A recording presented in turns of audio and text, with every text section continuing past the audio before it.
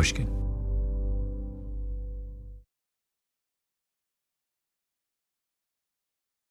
This episode is a paid partnership with T-Mobile for Business. One of the reasons I've enjoyed the Revisionist History partnership with T-Mobile for Business is that every time I sit down for one of our periodic conversations, I learn something I would otherwise have not even thought about.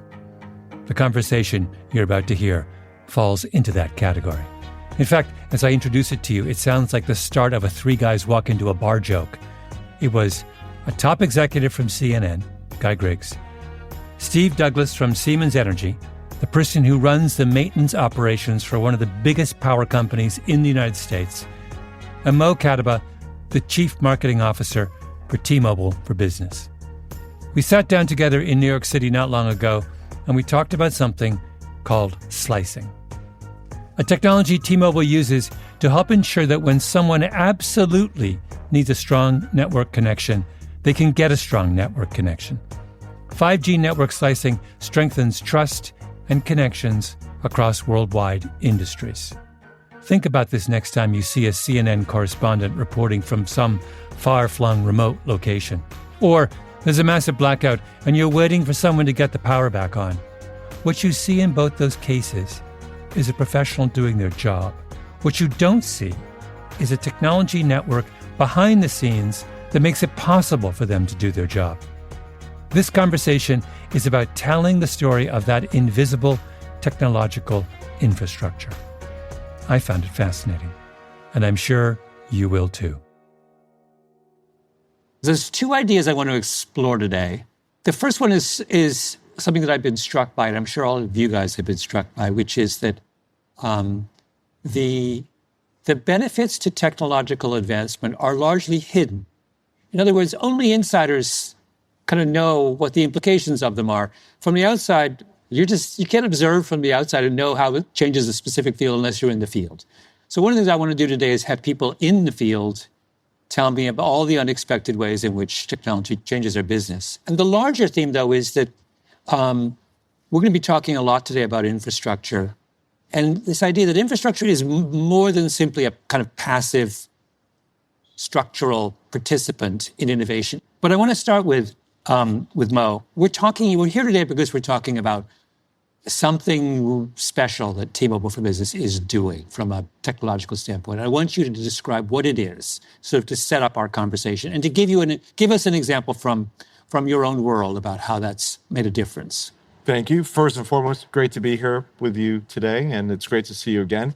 So what T-Mobile and T-Mobile for Business have been doing is innovating our network and creating the most advanced 5G network, frankly, in America and likely on the planet.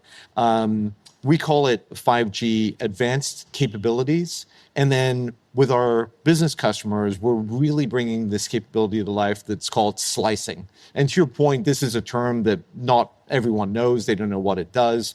And slicing is just a way of thinking about, hey, if you have a network, can you take a slice of that network and create specific performance characteristics via that slice to ensure that businesses are able to drive the outcomes that are important to them? As an example, at the Formula One in Las Vegas that happened a few weeks ago in November, that portion of that network, that slice, can be used for things like ticketless entry to speed up 300,000 people getting in so that they can enjoy the sport and the action. It can be used for back office operations, all the people working behind the scenes. They may be using push-to-talk devices. They may be using point of sale to make a sale. How do you ensure that that transaction, that traffic, that push-to-talk click happens when you have hundreds of thousands of people all in a small, limited space? And the answer to that is you dedicate a slice or a portion of the network to that mission.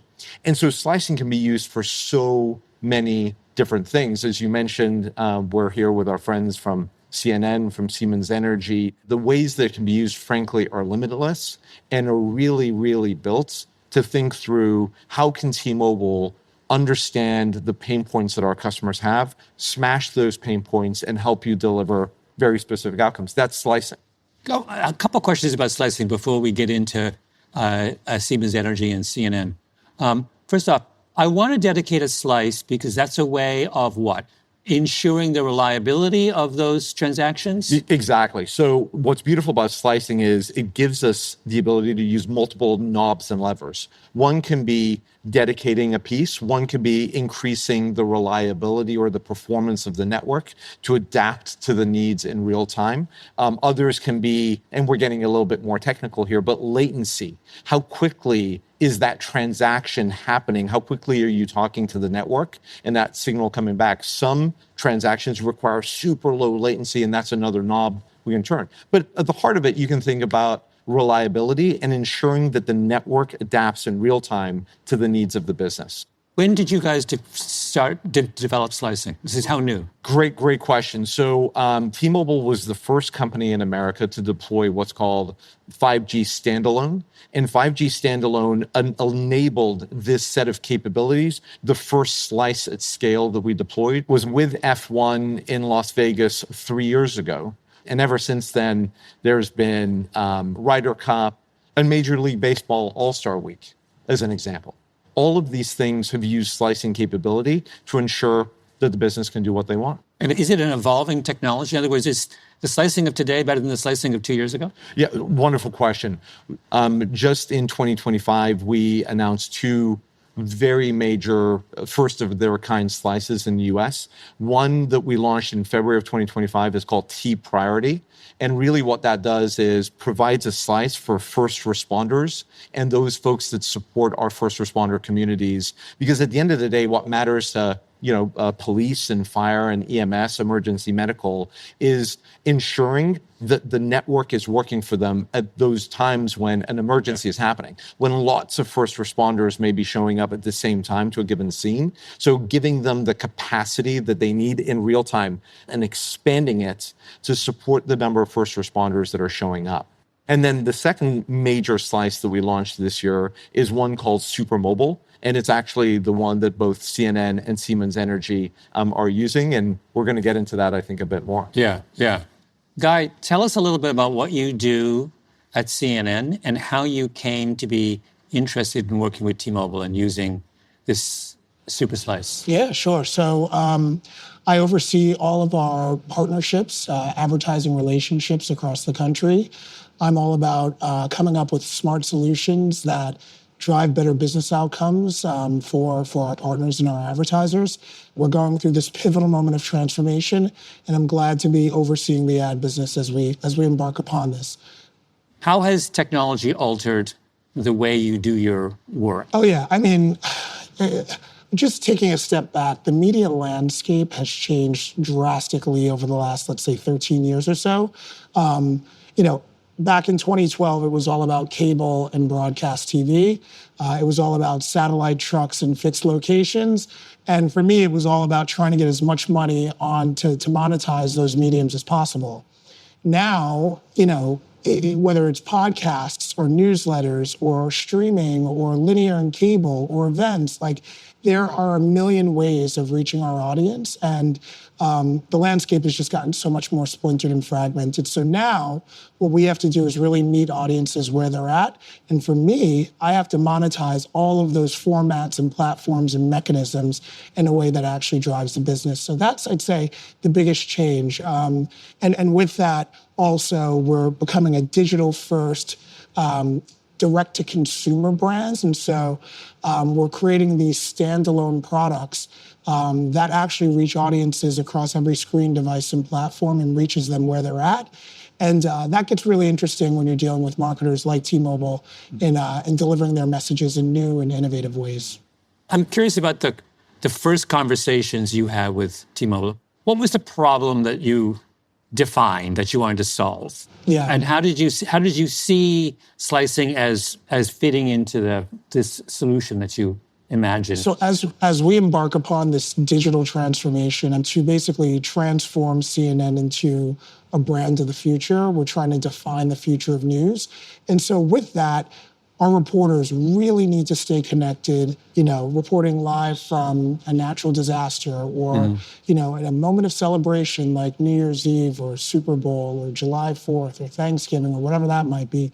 Or if they're in far-flung places, where there's not a good signal, we need to ensure that our audience gets delivered the information that matters most to them and does not skip a beat. And so as we're embarking upon this digital transformation, it only made sense to outfit our reporters with the best technology in the palm of their hands to ensure that they're capturing that information as it happens in real time.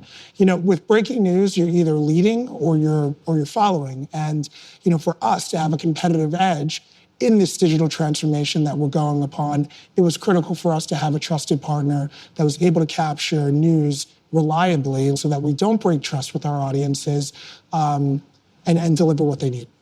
But Mo, I want you to jump in here, because one of the interesting things here is that when you're speaking, I've been a journalist my whole life. I'm well aware of all the limitations of the various technologies I've used over the years. But the thing is, I have no insight into what is possible technologically, right? I just know what I've been given. So I'm just curious, how does the process of educating a company like CNN into what's technologically possible work? Did someone at T-Mobile call a guy up and say, hey, do you guys realize there's this thing out there that you may not have heard of? I'm curious about how knowledge gets diffused in these marketplaces. What I loved about working with them is, like any large enterprise, it's a little bit of prove it to me and show it to me. And so when Supermobile hadn't yet even launched, when we started talking to CNN, but we knew that frontline journalism was such an incredible use case for all the reasons the guy articulated, that, hey, when breaking news is happening, the camera that you have and the video camera that you have in your pocket on your phone may be that first way of that breaking news making it to the audience. And so we sat down and we were having a conversation about how slicing would enable, even in moments of congestion, in moments of emergency, would give them the intelligent adaptive connectivity that they need for their frontline to be able to stream, as well as all of those, the big moments like 4th of July, New Year's Eve, et cetera. And so what happened was they said, okay, prove it. So we gave them X number of test devices. They embedded them with video crews and news crews around the country. And then they put it to the stress test. They went and ran side-by-side compares. Oh, really? You did it yeah, we did a test before we embarked upon this. We needed to make sure that the technology... Tell me a little bit about the test. ...actually worked. I mean, we had engineers and field journalists using the technology and just, seeing whether the signal was stronger than some of the other partners that we work with, telecommunications companies, and it proved Who shall remain nameless. We won't name their names, but it proved to work, and it proved to be steady, and it gave our tech and product teams the confidence and our newsroom to actually say, let's embark upon this, let's outfit all of our field journalists with this technology because it's going to be critical in our news gathering and news reporting. So it's like you're at some event and there's some... I can imagine there are moments when there's 100 reporters in a scene and the networks might be incredibly congested. Yeah, it was both about congestion and areas with lots of demand. Like New York City was one of the areas where the tests were happening. It's important not only from a journalism standpoint, but it was important for a T-Mobile and CNN relationship standpoint. It allowed us to deepen our relationship because it's a win-win-win, and it kind of sets a blueprint for how we want to be working with T-Mobile more in the future. The satellite-to-cell security that our journalists have while they're out in the field enables them to do the job that they need to do better than anybody else. Our audience wins because they don't skip a beat, and then T-Mobile gets the opportunity to show up in a very meaningful and authentic way, in a trusted way, where the audience knows that, what they're seeing right now is powered by this incredible technology. And so it's something that, we think is never been done before, watershed, and really demonstrative of where we want to go as a company moving forward. I remember when I was starting out as a reporter of the Washington Post, I was given what was called a Trash 80, a Radio Shack. Calling it a computer is way too flattering. And it had 2 cups. Do you remember the cups? Mm-hmm. you ran to a payphone and you put the cups on each of the two things, and then you use tones to try. And if you were covering a big event, there'd be like 3 payphones, like half a mile away, and then there'd be a line of reporters waiting to use the. And if you were trying to beat the competition, you just wouldn't leave the payphone. Yeah. You just stick there and like make the New York Times wait. I worked for the Washington Post. That's what we did. Malcolm, you're dating yourself. This technology allows like our reporters to literally have a satellite truck in their hand, so they're not dealing with cups and strings and like waiting on lines for other reporters to finish. I'll give you a real example that was playing out at F1, which is the photographers from any news outlets, their workflow was they would take pictures and then they would hand their SD card, the memory card from inside the camera, to a runner. The runner would then literally run to somewhere to upload the photos. Yeah. What we're able to do with slicing technology is we've launched a solution that plugs directly into the camera and uses the slice and the 5G network so that in real time, every photo that's being taken is moving over file transfer protocol to an FTP site. The editors are then able to grab it, which means breaking news is able to happen even faster, and they're able to beat the competition to whatever that iconic next image will be and getting it out to the eyes everywhere. Yeah. Steve, I'm sorry, I feel we've been ignoring you. Before I get into the way Siemens Energy has worked with T-Mobile, I'm curious about your own background. I'm assuming you're an engineer. I'm an engineer, yep, originally. Yeah. And what kind of engineer? Actually, marine engineer. Interesting. How would you describe your current job with Siemens Energy? I've got a great job with Siemens Energy. So my organization, my teams, we service the power plants across the United States. Power plants, no different than your car. Every so often, they have to do periodic maintenance. We show up with a crew of people, take the turbines, the generators apart, stem to stern, inspect them, repair them, modernize them, upgrade them, and then return them to service to help power America. So last year, Siemens Energy equipment generated about 25% of electricity used in the United States. There's over 2,200 units spread out across 1,100 sites in 48 states. 2,200 units? Correct. How many people work for you? In my organization? Yeah. I have about 1,500, and then I bring on about another 3,000 contractors every year. Oh, wow. Basically, if a generator goes down somewhere or a power plant goes down somewhere, you're the person who gets called. That's correct. How did you come to want to work with T-Mobile for Business? Tell me how that came about. And what was it they offered you that you needed? We have teams on site. So when we go to a power plant, a small event for us might be 30 people on a site for 30 days. A big event for us could be 300 people on site for 6 months. And it's all about that. Wait, for 6 months? You might be on a site for as long as 6 months? Oh, yeah, absolutely. And over the course of that 6 months, what are you doing? You're essentially taking it, you're taking the whole thing down and going through it? Yeah, take it apart, rebuild it. There might have been some sort of damage to the equipment, waiting on other parts to show up. We've had events that have taken over a year on different sites. But for our people on site, you were kind of comparing and contrasting history. We used to have to show up with boxes and boxes of drawings and manuals. And the connectivity that we get now lets our people access our engineers globally, whether they're sitting in Germany, India, the U.S. It allows them to talk to the factories. It allows them to access drawings, process, procedure. But then it also does things like lets us run payroll. I mean, it enables everything to happen, because when we show up at these plants, we show up office trailers, bathrooms, cranes, tools, parts. None of it exists when we show up, and none of it's there when we leave. And we do that 300 times a year. Yeah. So logistically, what you're running is something incredibly complicated. So walk me through. You've got this group of, you say as many as 60? Oh, 300 was the high. Yeah, potentially at a site. Yeah. So you show up, and walk me through what the first couple of steps are and how this kind of connectivity would make a difference. I mean, we hire union workers. We're partnered with the UBC and hire millwrights. So first thing is sign up, then it's go to safety training, go to site orientation training. Customer will bring the unit down, lock out, tag out, make sure that all the systems are safe to work on, then take the machine apart. As the machine's coming apart, you're inspecting every piece. Is it in the condition it should be? Is it worn? Is it broken? Does it need to be replaced? Are we modernizing it?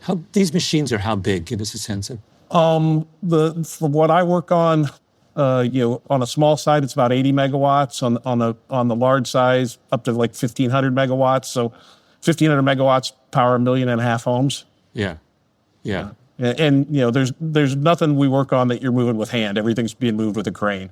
Yeah. You're dealing with a complex piece of machinery. You're a German-based company. You had to show up with boxes and boxes of manuals, and you had to be in communication with people who presumably designed the machines back in Europe. Yep. Talk a little bit about the difficulties of that earlier paradigm. Going, to the earliest parts of my career, if you wanted to send a picture or a sketch of what you found at the site, you actually had to send it by mail, and turn it around. And then, you could fax it. And then all of a sudden you could attach a digital picture to an electronic communication. And now with this technology, we can live stream in 4K and, hey, this is what I'm looking at. Do you see this? Okay, hey, I want to see from this view. And the technology just allows that real time, regardless of where the people are sitting, collaboration as well as access to all the technical information. Yeah. What's the big payoff for you? Is it that you can now speed up the process of doing this kind of maintenance?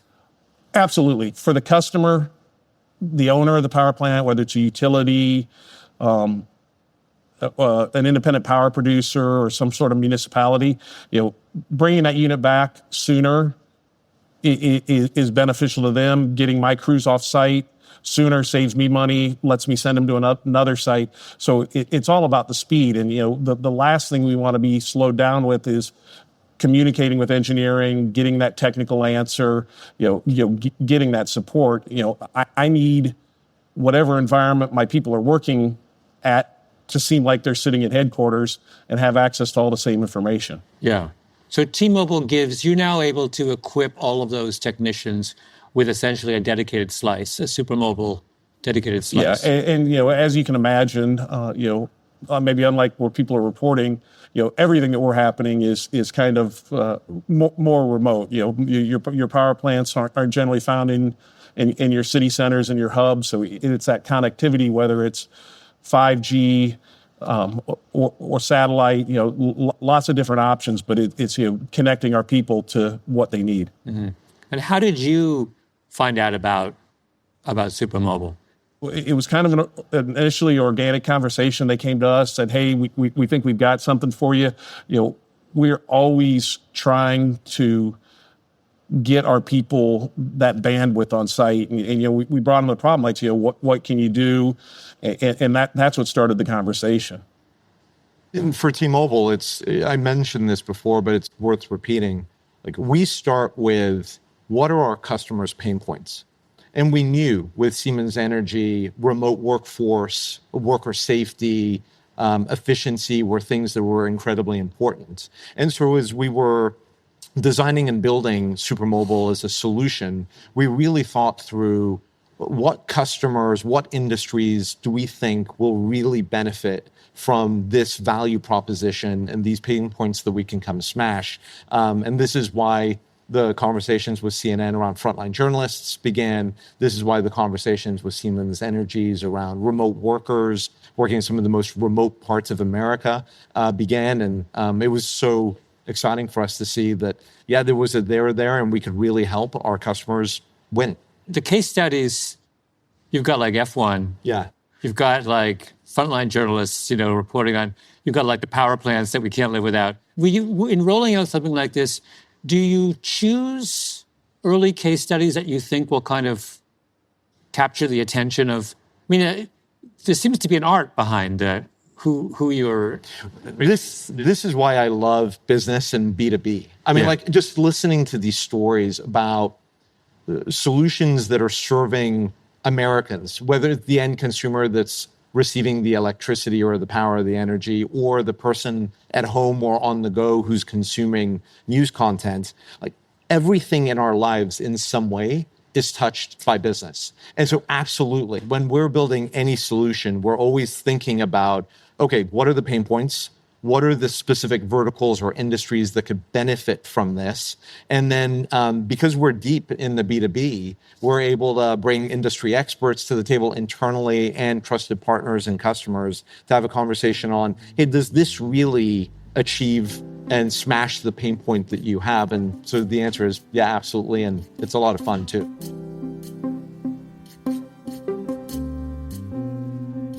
We'll be right back.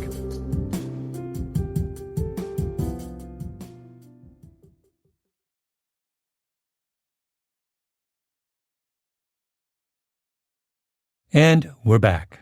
Who needs this technology? Who hasn't adopted it? What I love about Supermobile is that there's three key capabilities. So let's start there. One is the slicing that we've talked a lot about. And I think of that as intelligent adaptive connectivity that meets the performance and real-time requirements of businesses. The second one that we haven't got into very much is built-in security to ensure that as part of any layered cybersecurity defense posture that our businesses are taking, we're helping protect also at the network layer. And then the third one is the satellite capabilities that allow people to communicate from anywhere that they're at. And as I think about that, the one that we haven't really gotten into is events, concerts, political conventions, things like that, where the slicing elements of it, I think, really, really can help. And then on the satellite side, I still think there's opportunities around workers that are deeply remote outside of energy, government employees in like national parks as an example, that could use the satellite capabilities in their everyday job and really for safety purposes to make sure that in one way or another, they're always on the grid. Yeah. Steve, I had to come back to you for a moment. I'm curious about, as you've kind of experienced this technology and have thought about how it affects your workflow and all these, is there a point at which you start to reimagine what these job sites look like? I asked this question only because I remember we did a T-Mobile conversation once with these firefighters. You remember those guys? Mm-hmm. Oh, yes. And the firefighters were completely rethought the way they fought fires once they had this technology, because they would go, instead of having everything directed from a command center off-site, they would just put a server in the back of a pickup truck and go directly to the fire site and have all the decisions made there, because now they had connectivity. So this, what seemed like a relatively simple shift in the infrastructure, completely changed the way they thought about fighting fires. And all of a sudden, the firefighters on the scene were able to make all kinds of decisions they never made before. I'm curious about, could you talk about, you must have thought about, wait a second, this means I could do this, this, and this that I've never done before. Yeah, the idea of a tablet, in an engineer, or a technician, or a craftsman's hand, with the work instructions, the ability to pull a drawing versus walking back to a trailer to do that, and then the ability to really just collaborate, on the deck plates, with an engineering organization, be it in Europe or somewhere else, it's all right in your hands, and that goes into changing and streamlining what we're doing on the customer sites, and ultimately eliminating things. That's really interesting. Give me a concrete example of a step you could eliminate. And one example I love is the see what I see. Right. Yeah, if we were inspecting a row of blades, you could, instead of me going through and documenting what each blade is, taking pictures of it, go through and write a meticulous report. Hey, I just visually inspected these. I'm going to let you visually inspect them with me. Okay, hey, they're acceptable as is, versus getting into dimensioning and visual inspections just to communicate to an engineering organization. Yeah. So, like with the camera on the phone, right, via Supermobile, now literally you can to use a consumer term, FaceTime in someone, an expert, and let them in real time see what the technician on site is seeing and assist them. Guy, is there a point where we start to reimagine what covering an event looks like when we radically improve the kind of underlying connectivity? Yeah. We launched last month a new streaming service. It's this adaptive live news experience that's designed for the modern news consumer. Live when it matters, deep when it counts, available anytime, anywhere. It's basically having the entire CNN experience in the palm of your hand on the phone. And, with that, it's going to afford us the opportunity to do some really cool things with our journalists. We think in this new age of AI, headlines are going to be commoditized. You can get them anytime, any place, anywhere, right? But people trust people. And we have some of the biggest world-renowned journalists on the planet, like people that are anchors and reporters and, that millions and millions of people really trust.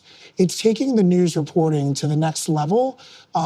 These capabilities aren't afforded right now within this new streaming product, but they're on the roadmap in 2026. And we're hoping that T-Mobile will be the underpinnings of technology that allow us to do all of that. So that's taking it to the next level. A question for all three of you. What do you want next? So all of you have described a technology that allows an existing set of processes to be done much more reliably. And is there something, what's on your wish list? Where could the technology go? Love this question. I mean, at the heart of it, slicing is replacing what used to take wires to do. You mentioned it at the beginning, which was fixed locations and satellite trucks. We talked about F1. At the end of the day, over the last X number of decades, has been this massive transition and transformation from needing to physically connect everything with a wire to now we can use slicing to emulate what wireline networks used to do on mobile networks. So as I think about what's next, it's really about how much more can wireline networks be disrupted to solve real challenges and create value for business customers. And that's what I spend a lot of my time noodling on. You haven't mentioned, Mo. I keep waiting for you to mention healthcare because I feel like the implications here for healthcare are huge. Yes. When we talked actually once before a little bit about healthcare, but for healthcare, the way we think about it is one, emergency medical services are first responders. That's right. So they absolutely have access to, and we see them using the T priority slice. But then where the magic happens is the integration of that slicing technology for the moving vehicle, the tablets in the vehicle helping save lives, and the ability to transfer and transition that data off of the EMS solution directly into the hospital or the healthcare facility where they're showing up. And I have multiple examples I could take you through of hospitals that have deployed 5G purpose-built coverage, usually to replace something like Wi-Fi, to enable massive amounts of data much faster at lower latency, fully integrated with the EMS community around them to do their thing.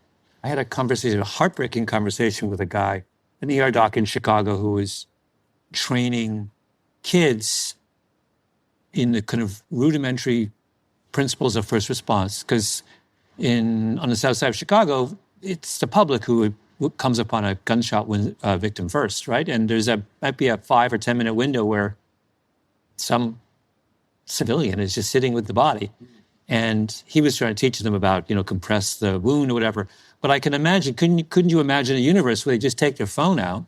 Exactly. And, and take a picture of a video of everything, and that's sent immediately to somebody who can tell them in real time what to do. Exactly. Right? We're thinking about the Siemens Energy example of what I see. Yeah. I fundamentally believe and know that over time what we're going to have is just overlays. So you're going to use the camera on your phone, and on your phone as you're pointing at something, it will show you the schematics, or it will show you how to help a patient in real time with instructions. So someone can be holding it, someone else can be looking at it, and it tells you the thing. Yeah. Where I thought you were going to go with the thing we have not yet talked about, which in this year, we haven't talked about AI at all. That was good. That was my next. That was my next.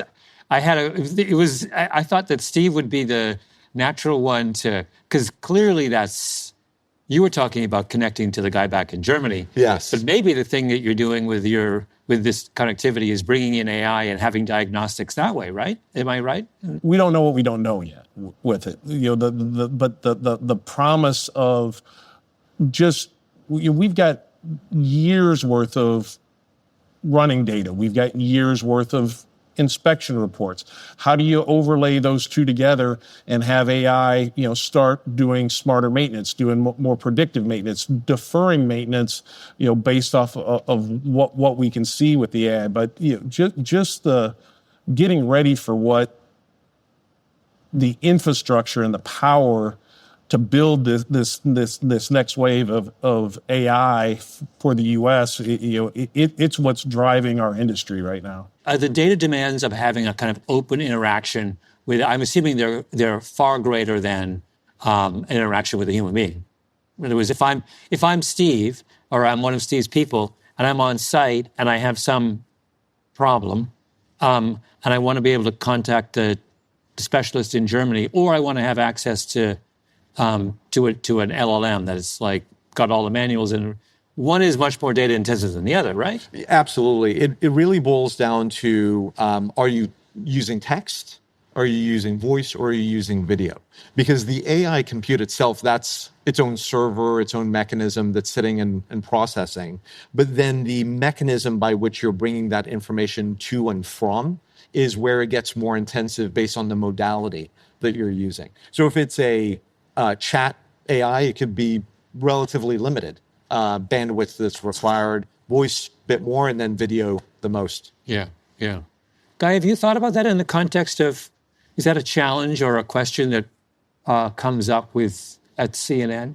With AI specifically, or with just the future of reporting? No, because I was thinking in this conversation, we're talking about, what we're really talking about with all of these conversations is we are increasing the sophistication of the point of connection between whoever has this device and the problem they're trying to solve. And with journalists, that's an incredibly fascinating question, because you can imagine a situation where someone is observing something and AI is helping them understand what they're seeing.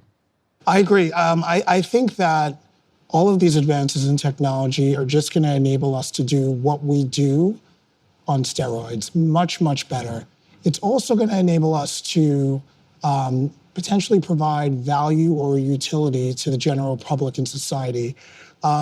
So just getting back to the thing, like allowing us to do things better. We defined real-time journalism on cable TV 45 years ago. We were the first network to have 24/7 news. And that costs a lot of money to do, right? Yeah. And so what we're hoping is, with all of these advances in technology and literally not needing those satellite trucks and not needing that camera crew and literally having all of this in the palm of your hand, it'll allow us to do that much more efficiently. And then lastly, I would say with the utility piece, which is kind of, this hasn't been vetted, this is just my thoughts. Like, let's say we are running towards the fire or running towards the flood, and we're the first on location, and we see people that are in need. Is there a way that we, through Supermobile, can connect to the local EMS or could assess what's going on and say, there's a need for X, Y, and Z in this moment? So we're not just reporting what's going on, but we're also able to help solve for whatever disaster or problem is happening in real time. So that's kind of like the next step where, this could, I was thinking of war reporting, war reporting, which is the most confusing and kind of mistake-prone. The idea that a reporter on the scene could be taking video and having, identify that plane you see was this kind of plane that belonged to this country and not that country, and that missile you see was this kind of missile. That kind of thing improves the fidelity of the on-site reporting and has all kinds of ripple effects downstream, right? Because we have a less corrupted data from the source. Totally. Yeah. We should probably wrap up, but there's a couple of themes I wanted to kind of end on. The first one is that the effects of technological innovation are unpredictable and unknowable. I don't imagine, Mo, correct me if I'm wrong, when you guys were coming up with slicing and with supermobile, you did not anticipate all the ways in which the technology could be used by your customers. You had some of it, a sense, I think, probably.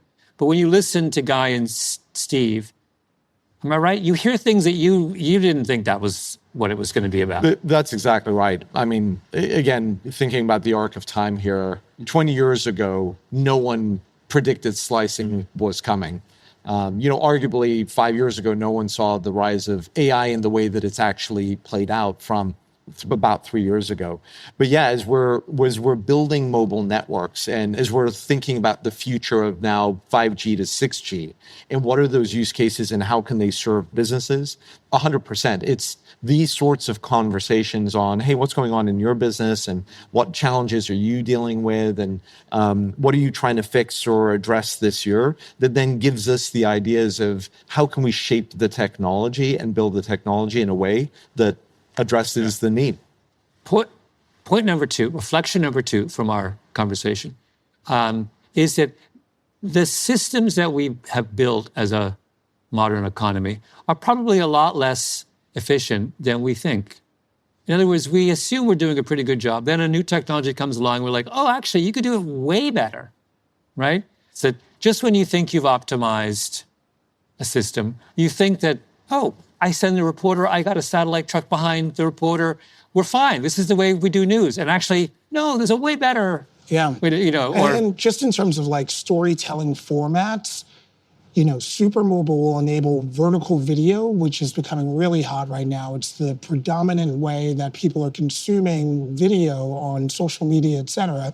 We're just getting into that game, and we're going to be able to tell these visually arresting stories in live formats in vertical video, mobile-first storytelling, leveraging that. And I think the future, the best is yet to come. I have no idea what it'll avail, but I already see some future applications of where this could go. Yeah. And then the third thing, and maybe the most important thing, is the thing I alluded to earlier, is we are working towards a new definition of trust here. That we've been thinking about trust for generations now as being about transparency and fairness and predictability. But now we're adding this fourth component of reliability. I can reduce the number of, catastrophic power outages or system breakdowns. I can reduce the error rate of a journalist at the scene of a thing.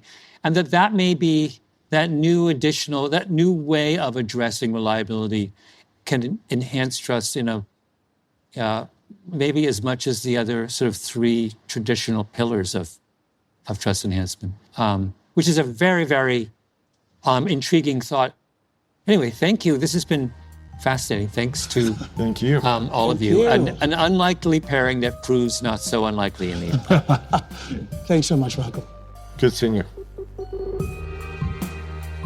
This episode was made in partnership with T-Mobile for Business and iHeart Media.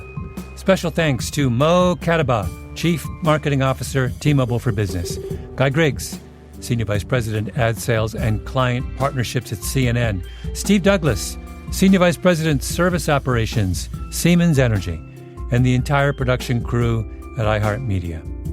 This episode was produced by Nina Bird-Lawrence and Lucy Sullivan, editing by Karen Shakurji, mastering by Marcelo de Oliveira. Our executive producer is Jacob Smith. I'm Malcolm Gladwell.